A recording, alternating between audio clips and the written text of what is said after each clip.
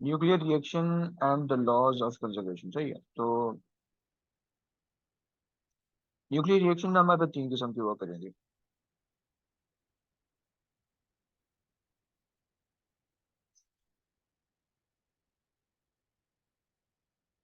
तो एक हमारे पास हो जाए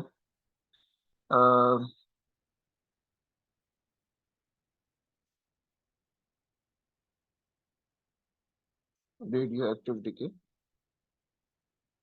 सही है। एक हमारे पास हो जाए न्यूक्लियर फिशन, और एक हमारे पास होता है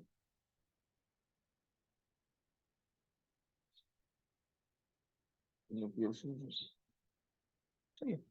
अच्छा, इनके कॉन्सेप्ट हमारे पास जो है वो A2 के अंदर है, सही है। और सिर्फ हमारे पास जो है ना यहाँ पे जो है रेडियो एक्टिव डिके के बारे में थोड़ी बहुत हमें रिएक्शन की नॉलेज होनी चाहिए, सही है। तो हम सिर्फ रेडियो एक्टिव डिके सही। की बात करेंगे, सही है। तो जब हम रेडियो एक्टिव डिके की बात करें,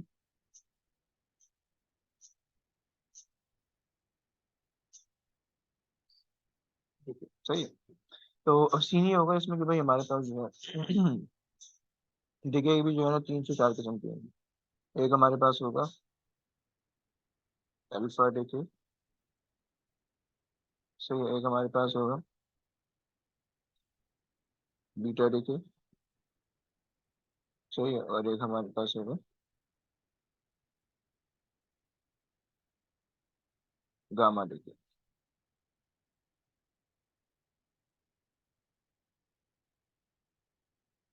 सही। अच्छा जनाब, अब अल्फा पार्टिकल में डिके क्या होता है?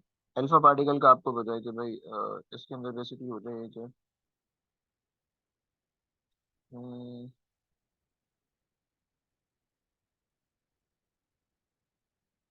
emission of alpha particle from unstable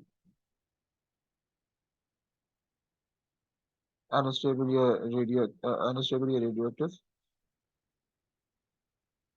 nucleus, सही है।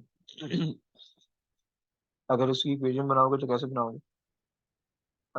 मान लो कि आपके पास पार्टिकल एक्स है, उसका कोई आपके पास जो है ना नंबर है 235 90, सही। और ये डिके हो रहा है तो इसमें से एक अगर निकला अल्फा पार्टिकल, अल्फा पार्टिकल आपको पता है 4 और 2 में निकलता है, सही। तो आपके पास जो नया पार्टिकल बनेगा, जो पार्टिकल वाई होगा, उसमें ऊपर से चार कम हो जाएंगे, 231, और नीचे से कितने कम हो जाएंगे? दो कम हो जाएंगे तो 90 हो जाएगा। आप समझ रहे हैं?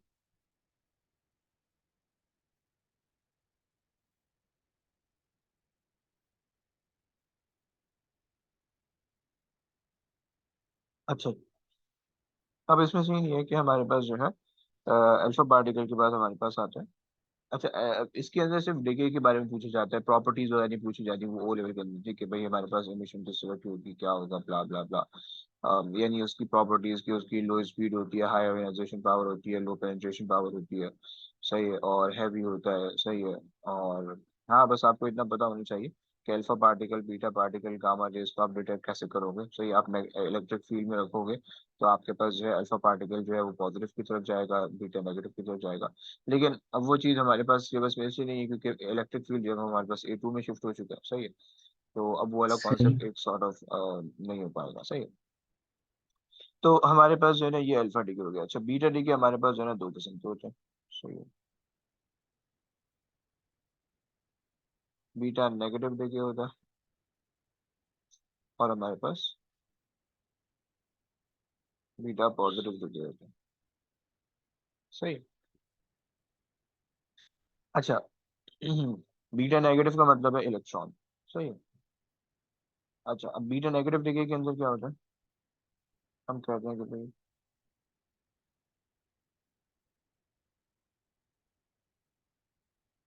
अच्छा इसके अंदर हम कहते हैं कि भाई a neutron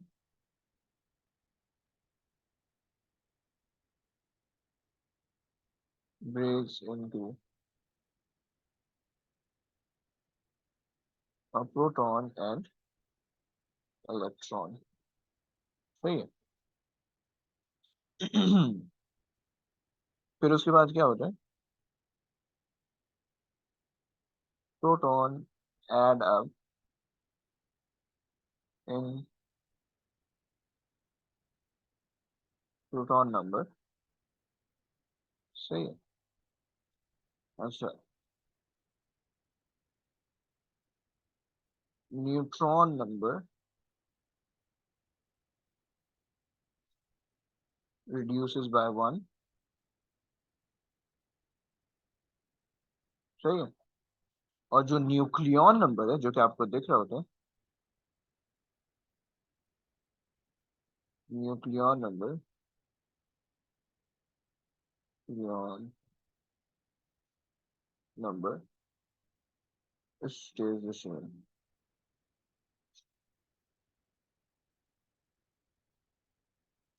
तो क्योंकि एक न्यूट्रॉन कम हुआ है, लेकिन एक प्रोटॉन बढ़ गया है, तो ओवरऑल जो न्यूक्लियॉन है वो सेम ही रहा। सही है। सही। और आपके पास जो है क्या हो जाएगा। अच्छा जी।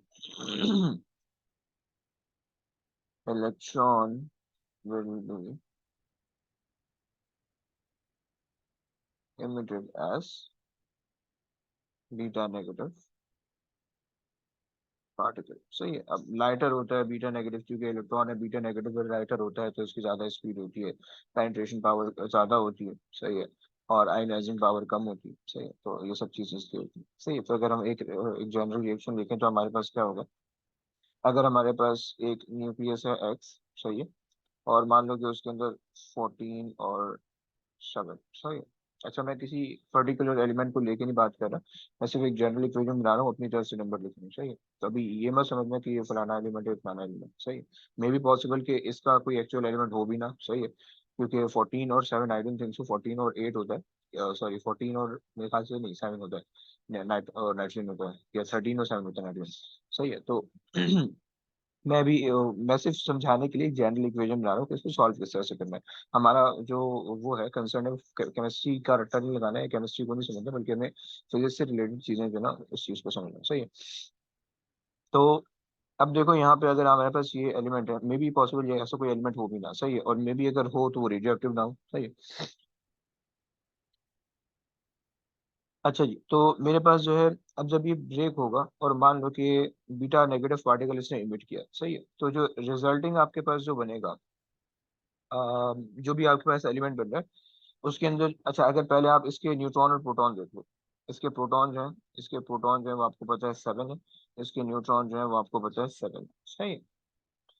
अच्छा, आफ्टर डिके क्या होगा, इसके प्रोटॉन एक इंक्रीज हो जाएंगे, 8 हो जाएंगे, और इसके न्यूट्रॉन वो एक डिक्रीज हो जाएगा, 6 हो जाएगा, क्योंकि आपको पता है कि एक न्यूट्रॉन जो है वो टूटेगा और प्रोटॉन और इलेक्ट्रॉन में ब्रेक होगा, और इलेक्ट्रॉन बाहर निकल जाएगा और प्रोटॉन जो है न्यूक्लियस में ऐड हो जाएगा। सही है। तो अगर आप इसका न्यूक्लियॉन निकालो, यानी इन दोनों का सम करो तो ये 14 बनता है, और अगर आप इन दोनों का सम करो तो ये 14 बनता है। और आपको पता है जो इन दोनों का सम होता है वो बेसिकली न्यूक्लियॉन कहलाते हैं, वो सेम ही रहेंगे। सही। और जो प्रोटॉन है वो आपके पास इंक्रीज हो जाएंगे। समझ रहे हैं आप। जी। अच्छा जी, और इसको कंजर्व रखने के लिए हम क्या कहते हैं, हमारे पास एक अदद एंटी न्यूट्रिनो इमिट हो जाता है। सही है। Electron anti. सही है। अच्छा, अब ये इलेक्ट्रॉन एंटी न्यूट्रिनो क्यों आ रहा है भाई, अच्छी वाली जिंदगी चल रही थी, खामखा में लटक गया था। तो देखो इसका सीन ये है कि जब भी आपके पास एक पार्टिकल जनरेट होता है तो उसी का ऑपोजिट एक एंटी पार्टिकल भी जनरेट होता है। सही है। तो सही। अब आपको पता है कि जो वो है बीटा पार्टिकल है, यानी जो इलेक्ट्रॉन है वो बेसिकली इट सेल्फ एक पार्टिकल है। तो उसी का कॉरस्पॉन्डिंग एक एंटी पार्टिकल जो कि उसका न्यूट्रिनो है। सही है। तो एंटी न्यूट्रिनो आपके पास जनरेट हुआ है। समझ रहे हैं आप। तो जी। ये आपके पास जो है, ये आपके पास बीटा नेगेटिव डिके का। सही है। अच्छा, अब अगर हम बीटा पॉजिटिव डिके को समझ लें तो हमारे पास जो है बीटा पॉजिटिव डिके। सही है। अब उसमें हम ये लिखते हैं कि भाई हमारे पास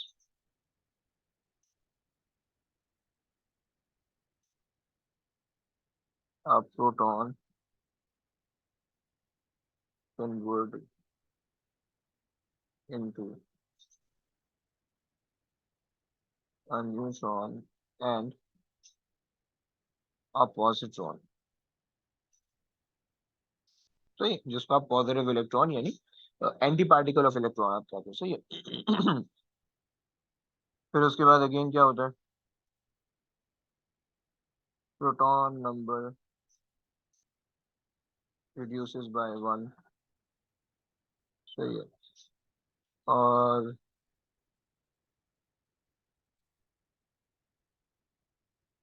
न्यूट्रॉन नंबर इंक्रीजेस बाय 1, सही है। और आपके पास क्या होगा, nucleon number remains the same,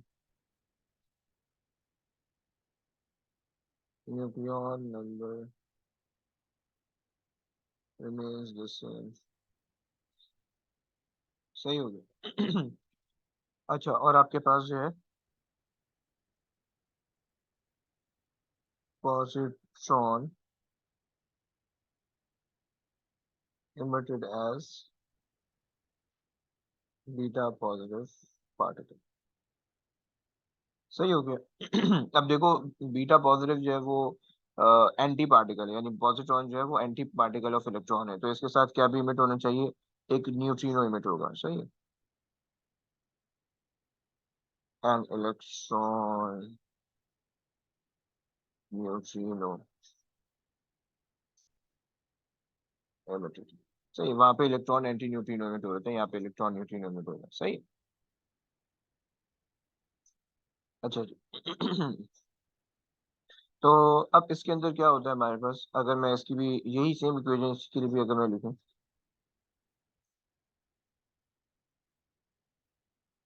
सही है। सो हमारे पास क्या होगा, अगर मेरे पास मान लेते हैं कि ये x14 और 7 है, सही है, और ये कन्वर्ट हो रहा है एक अदद बीटा पॉजिटिव के अंदर, सही है, प्लस y बना, आपके पास, आपको पता है कि भाई यहाँ पे जो प्रोटॉन है वो आपके पास 7 है, और यहाँ पे जो न्यूट्रॉन है वो भी आपके पास 7 है, सही है। लेकिन जब आपके पास, आपको पता चला कि भाई y के अंदर जो प्रोटॉन होंगे वो एक कम हो जाएगा, क्योंकि वो एक प्रोटॉन डिके हो रहा है न्यूट्रॉन और उसके अंदर इलेक्ट्रॉन के अंदर, पॉजिटिव इलेक्ट्रॉन के अंदर, सही है, तो यहाँ पे आपके पास 6 हो जाएगा और ये आपके पास 8 हो जाएगा, राइट। अच्छा, फिर उसके बाद जो है, लेकिन इन दोनों का सम अगेन 14 ही बनेगा, तो ऊपर तो 14 ही आएगा, लेकिन नीचे अब यहाँ पे आपको विजिबल चेंज दिखेगा 6 का, सही है। और साथ में आपके पास इलेक्ट्रॉन न्यूट्रिनो जनरेट होगी, आप समझ गए। जी। तो ये हमारे पास बीटा पॉजिटिव और बीटा नेगेटिव पार्टिकल की कहानी है, सही है।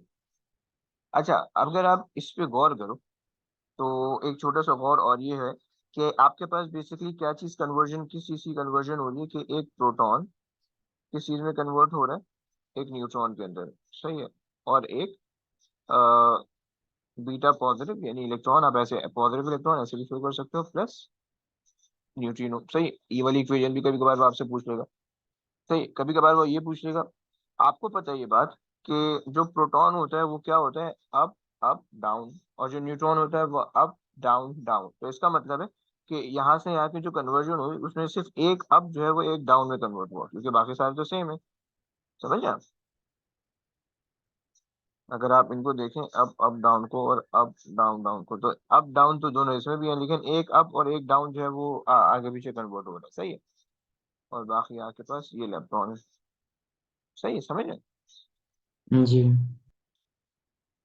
अच्छा जी। अच्छा, सिमिलरली अगर यहाँ पे जो हमने रिएक्शन किया था, इसमें रिएक्शन में क्या होगा, एक न्यूट्रॉन कन्वर्ट हो रहा है किसके अंदर, एक प्रोटॉन के अंदर, सही है, प्लस आपके पास जो है एक अदर बीटा पार्टिकल आ रहा है, सही है, जो कि नेगेटिव में, प्लस एंटी न्यूट्रॉन, सही है। या फिर आप यहाँ पे देखोगे तो आपके पास एक डाउन क्वार्क किस में कन्वर्ट हो रहा होगा, एक अप क्वार्क के अंदर, सही है, प्लस बीटा नेगेटिव और एंटी न्यूट्रॉन, सही है, सही। सही हो गया। तो ये हमारे पास है। अच्छा, अब इस इन रिएक्शंस के अंदर जो है ना, हमारे पास कुछ चीजें कंजर्व रहती हैं। अ,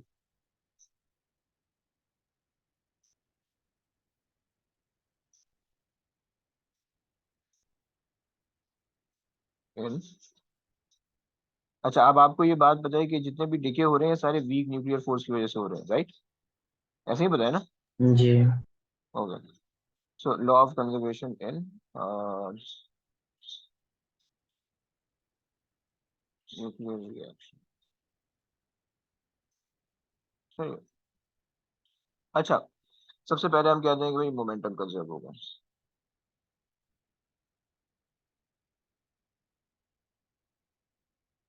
सही है। मतलब अगर एक पार्टिकल है और वो पार्टिकल डिके हो रहा है, उसमें से मान लो अल्फा पार्टिकल निकल रहा है, तो जो नया, अब देखो, अगर ये एक्स था, सही है, इसके अंदर से अल्फा पार्टिकल निकला, सही है, तो अब जब अल्फा पार्टिकल निकल जाएगा तो यही वाई बन जाएगा, वाई कोई अलग से कोई नई चीज नहीं होगी, सही है, क्योंकि जाहिर ही बात है, एक्स का एक पोर्शन निकलेगा, तो उसके जो प्रोटॉन नंबर जो न्यूट्रॉन नंबर कम हो रहे हैं, सही है, जो प्रोटॉन नंबर जो न्यूट्रॉन नंबर कम हो रहे हैं, उसकी वजह से उसकी आइडेंटिटी पीरियोडिक टेबल पे डिफरेंट हो जाएगी, सही है। तो जब अल्फा इधर को निकलेगा और वो जो नया पार्टिकल जो वाई बना है वो फिर इधर को मूव करेगा, सही है, क्योंकि आपको पता है कि इनिशियली अगर अगर आप मान लो ये एक्स है, सही, और ये स्टेशनरी है, तो इसका मतलब है इनिशियल मोमेंटम इसका जीरो है, सही है। अगर फाइनल मोमेंटम भी आपको जीरो चाहिए तो इसका मतलब है दोनों पार्टिकल कहाँ जाने चाहिए, ऑपोजिट डायरेक्शन में। समझ पा रहे हो? जी। सही है, सो ये दोनों ऑपोजिट डायरेक्शन में जाएंगे टू कंजर्व द मोमेंटम। वो पूछ लेते हैं कभी कभार डायरेक्शन, कि जब अल्फा पार्टिकल निकलेगा तो वो दोनों पार्टिकल किस डायरेक्शन को जाएंगे और क्यों जाएंगे, सही है। तो आपको लॉ ऑफ कंजर्वेशन के हिसाब से सही। उनको ऑपोजिट डायरेक्शन में भेजना होता है, सही हो गया। अच्छा जी। इसके बाद जो है आपके पास मास और एनर्जी कंजर्व रहते हैं। मास एनर्जी इक्विवेलेंस, ये मास एनर्जी बेसिकली कंजर्व रहती है, सही है। अब इसकी जो एक्सप्लेनेशन है, तफसीलात है, वो सारी जो है ना A2 के अंदर है, जो calculation equals to change in mass time c square यानी एम सी स्क्वायर, तो वो सारी चीजें A2 के अंदर है, लेकिन तुम्हें बस इतना पता होना चाहिए कि एनर्जी, वो, मतलब अगर एनर्जी कन्वर्ट हो रही होगी, एनर्जी निकल रही होगी, जो कि हमारे पास जो है ना इसके अंदर होती है। मैंने गामा रेज या गामा डिके के बारे में कोई इतनी ज्यादा एक्सप्लेनेशन दी नहीं, क्योंकि गामा डिके के अंदर जो सिर्फ रिएक्शन होता है उसके अंदर सिर्फ एनर्जी निकलती है, सही है।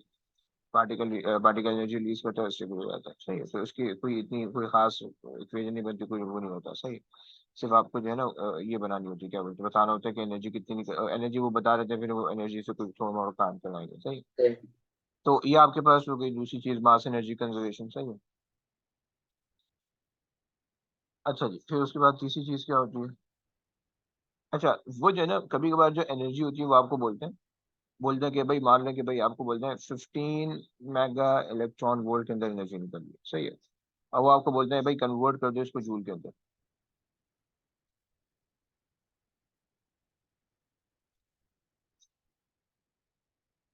इनटू जूल, सही है।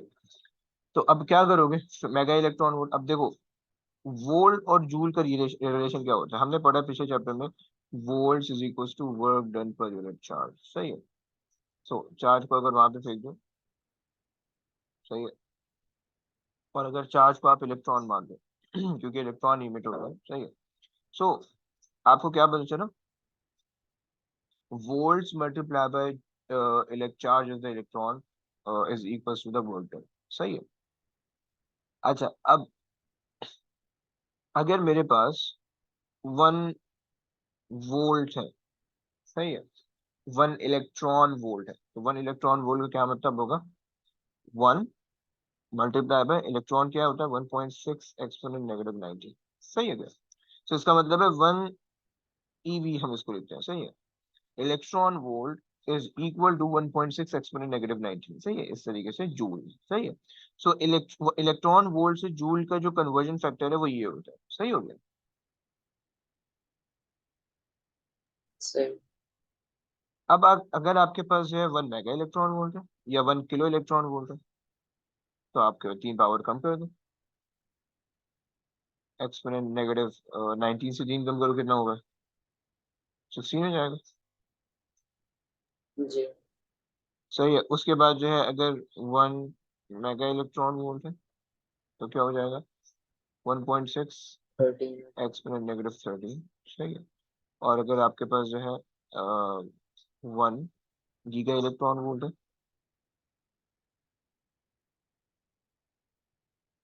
तो एक्सपोनेंट नेगेटिव 10 हो जाएगा, सही है।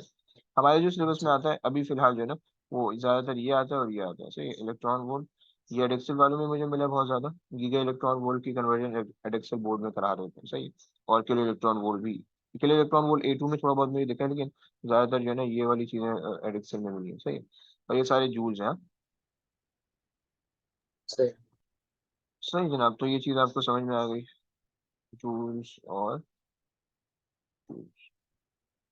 अच्छा, अब जो है हमारे पास, ये हमने दूसरी बात कर ली। अच्छा, मास एनर्जी कंजर्वेशन है, सही। तो जितनी एनर्जी निकली, अगर 15 इलेक्ट्रॉन वोल्ट है, आपको पता है कि 1 electron mega electron volt is equal to 1.6 exponent negative 19। सही है। सो 15 मेगा इलेक्ट्रॉन वोल्ट को जब आपने कन्वर्ट करना होगा तो आप सिंपली मल्टीप्लाई कर दो, सही है। तो आपके पास आ जाएगा, सही है। तो 15 हो जाएगा, जी सर। और 15 × 6 जो भी आंसर आएगा वो आपके पास हो जाएगा, सही। अच्छा, दूसरी चीज, तीसरी चीज हमारे पास क्या चीज कंजर्व होती है, हमारे पास होता है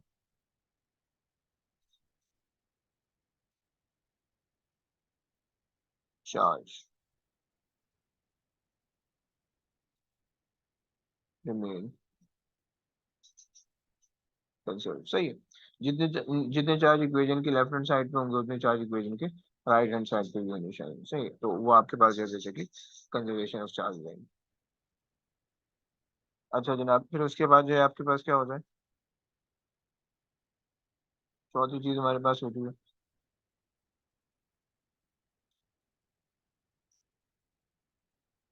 कंजर्वेशन ऑफ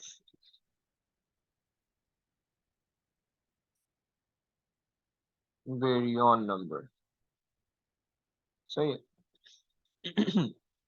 अच्छा, बेरियन क्या होते थे आपको मैं बता चुका हूँ कि आपके पास जितने भी पार्टिकल होंगे, यानी आपके पास जो भी बेरियन की फैमिली आ रहे हैं, प्रोटॉन न्यूट्रॉन ब्ला ब्ला ब्ला, तो वो आपके पास जो है ना सारे बेरियन कंसिडर किए जाएंगे, समझ रहे आप। अच्छा, जी फिर उसके बाद जो है पांचवी चीज आपके पास क्या होगी, लेप्टॉन नंबर, सही है। तो जितने भी इलेक्ट्रॉन है, neutrino anti neutrino electron tau bla bla bla, वो सारे जो है ना उसके अंदर आएंगे, सही हो गया। और फिर आपके पास है छठी चीज आपके पास होती है स्ट्रेंजनेस,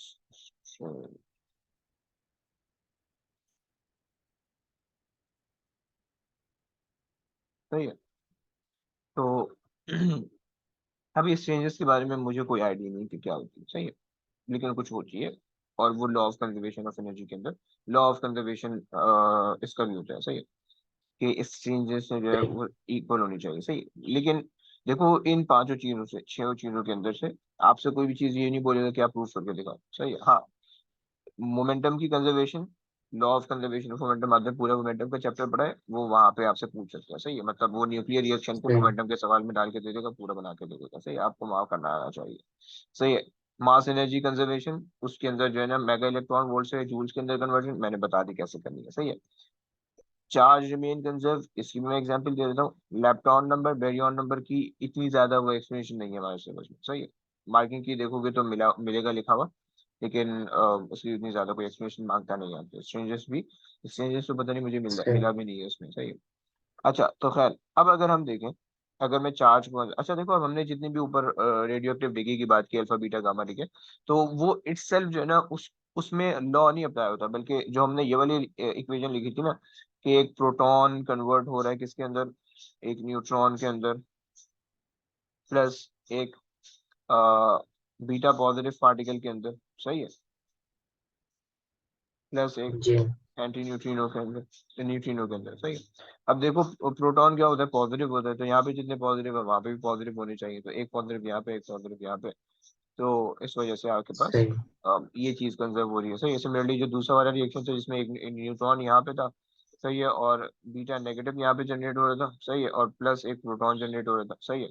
तो यहाँ पे, अच्छा, अब यहाँ पे जीरो चार्ज है, यहाँ पे नेगेटिव है, पॉजिटिव है, और एक एंटी न्यूट्रिनो बन रहा था, सही है। तो ये चीज हमारे पास बैलेंस आउट हो रही है चार्ज को। सही सिमिलरली हमारे पास जो है बेरियन नंबर को अगर हम देखें, सो बेरियन नंबर अगर इसके अंदर हम देखें कि भाई हमारे पास जो है कितने बेरियन नंबर है, तो एक प्रोटॉन है, एक बेरियन नंबर कहलाएगा, सही है। तो इक्वेशन के जो रिएक्टेंट साइड है, पहली वाली इक्वेशन में देख लो, पहली वाली इक्वेशन के अंदर मतलब जो भी बेरियन होगा ना, मतलब कोई एक प्रोटॉन है, दो प्रोटॉन है, तो जितने भी बेरियन होंगे उस हिसाब से उसको कंसिडर किया जाएगा कि उतने उसके बेरियन नंबर है, सही है।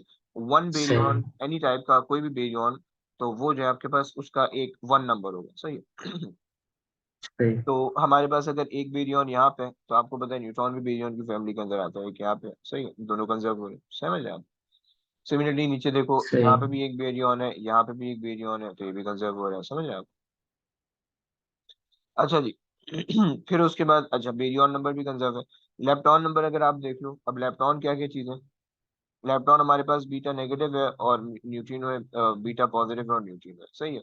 अब ये पार्टिकल और एंटी पार्टिकल जनरेट हो रहे हैं, सही है, तो इस वजह से ये भी कंजर्व है, सही है। जी तो सही। यहाँ पे ये सारी चीजें कंजर्व हो गई, सही। स्ट्रेंजर्स का मुझे नहीं पता, सही है, तो उसका मैं कुछ भी नहीं बता सकता। स्ट्रेंजर्स अगर आप लिख दो कि स्ट्रेंजर्स कंजर्व रहेगी, आपको नंबर मिल जाएगा, सही है। इसमें से कोई भी चीज आपको प्रूव करने के लिए नहीं देगा, सही है, क्योंकि इतनी सही। एक्सप्लेनेशन नहीं है सिलेबस में, बस ये यहाँ तक सारी चीजें थी जो कि हमने इसकी पढ़ ली, सही हो गया। अच्छा, अब एक काम करो, जरा रिज्वाइन करो, हम क्वेश्चन देख लेते हैं इसमें, सही है। सही।